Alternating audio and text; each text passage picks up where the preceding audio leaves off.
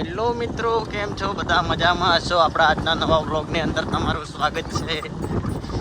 તો જોઈ શકો છો તમે, બહુ મસ્ત લોકેશન છે. આપણે જઈ ગયા હતા બાઇકના પાછળ, અંદર બાઇક અમારા જોડે પાછું જી કહેવાય છે. બાઇક છે આપણે જોડે જી લે R15 જોઈ શકો છો.